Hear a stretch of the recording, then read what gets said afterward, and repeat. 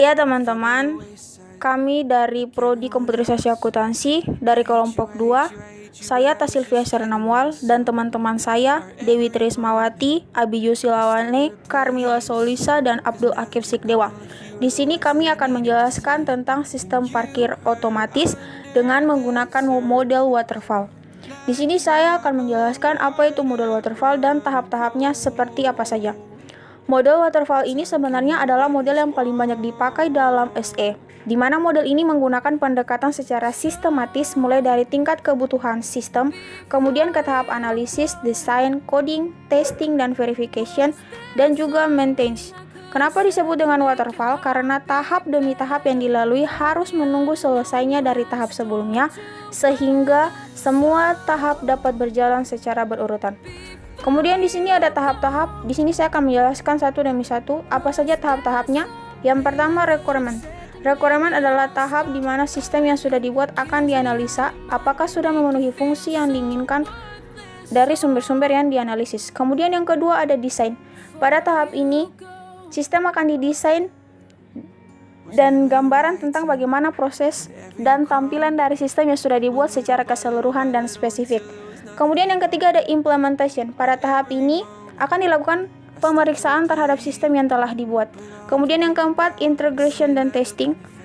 Pada tahap ini akan dilakukan pengujian dari sistem tersebut guna untuk mengetahui apakah desain dari sistem tersebut sudah sesuai atau masih ada kesalahan. Kemudian yang kelima ada operation dan maintenance. Tahap ini adalah tahap akhir dari metode waterfall. Pada tahap ini, sistem yang sudah jadi akan siap dioperasikan oleh pengguna. Selain dioperasikan, di samping itu juga akan dilakukan pemeliharaan secara berkala guna untuk menjaga kelangsungan dari sistem ini. Kemudian teman-teman, di sini kita akan masuk pada perancangan sistem. Dalam perancangan sistem sendiri kita menggunakan beberapa bentuk diagram. Di antaranya ada use case diagram, class diagram, activity diagram, dan sequence diagram. Kita masuk yang pertama, use case diagram. Jadi use case diagram ini ada memiliki 3 aktor yang berperan, yaitu ada aktor pengendara, kemudian kamera digital, kemudian operator parkir. Di sini yang sangat berperan penting adalah aktor pengendara. Oke, dari aktor pengendara akan menekan tombol, kemudian aktor kamera digital akan memberikan karcis, lalu kemudian aktor pengendara akan mengambil karcis. Setelah itu dia akan memparkirkan kendaraannya dan kemudian memberikan karcis kepada operator parkir. Setelah itu, operator parkir akan mengecek dan memberikan tarif. Setelah itu, aktor pengendara akan membayar tagihannya. Jadi teman-teman, di situ ada tanda anak panah yang akan mempermudah teman-teman untuk lebih mengerti bagaimana alur dari use case diagram itu sendiri. Ya teman-teman, kemudian kita akan masuk di kelas diagram. Di sini di kelas diagram ada kamera digital plus komputer, kendaraan, palang, operator mesin kasir, kemudian ada karcis. Di sini saya akan jelaskan sedikit. Untuk kamera digital plus komputer, di sini atributnya adalah cek nomor kendaraan, kemudian tugasnya untuk mengambil gambar dan input data ke komputer. Begitu juga untuk kendaraan, palang, operator dan mesin kasir, dan juga karcis. Untuk semua kelas-kelas ini memiliki keterkaitan satu dengan yang lain. Jadi teman-teman bisa lihat di gambar sudah kami jelaskan di situ, tinggal teman-teman baca.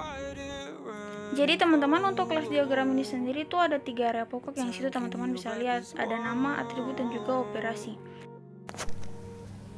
Selanjutnya yaitu activity diagram. Activity diagram merupakan rancangan aliran aktivitas atau aliran kerja dalam sebuah sistem yang akan dijalankan. Activity diagram juga digunakan untuk mendefinisikan atau mengelompokkan aliran tampilan dari sistem tersebut. Activity diagram memiliki komponen dengan bentuk tertentu yang dihubungkan dengan tanda panah, di mana tanda panah tersebut mengarah ke urutan aktivitas yang terjadi dari awal hingga akhir proses.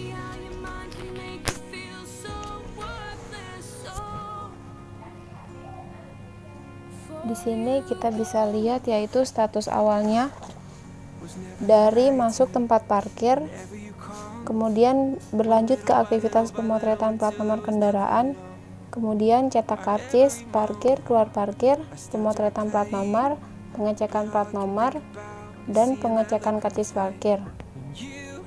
Hingga sampai ke status akhirnya.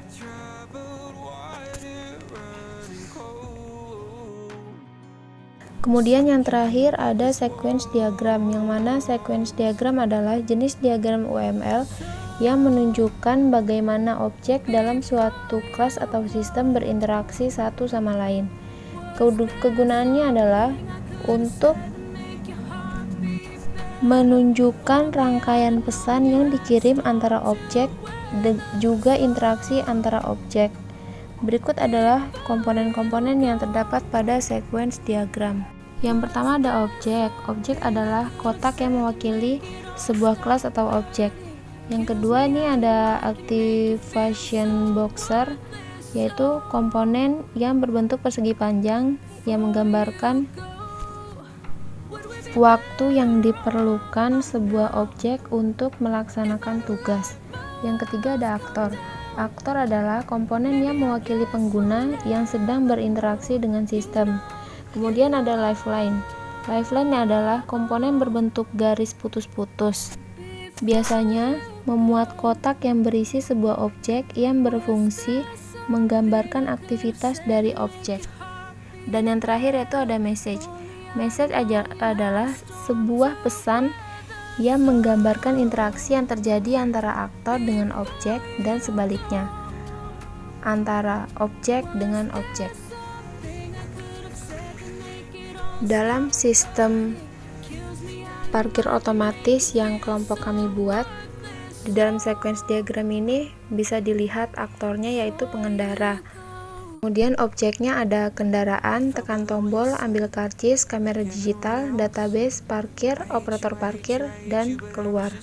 Kemudian aktivitasnya bisa kita lihat sudah diberi tanda di situ dari yang pertama pengendara mengendarai kendaraan, kemudian yang kedua pengendara menekan tombol, yang ketiga kamera digital mengambil nomor kendaraan, dan yang keempat menyimpan dan data kendaraan ke database, kemudian 5 masih mengeluarkan karcis, yang keenam pengendara mengambil karcis dan parkir, dan yang ketujuh operator cek data kendaraan dan tarif, kemudian yang terakhir pengendara bayar tagihan dan keluar area parkir. Demikianlah penjelasan dari sistem yang telah dibuat oleh kelompok 2. Kurang dan lebihnya kami mohon maaf.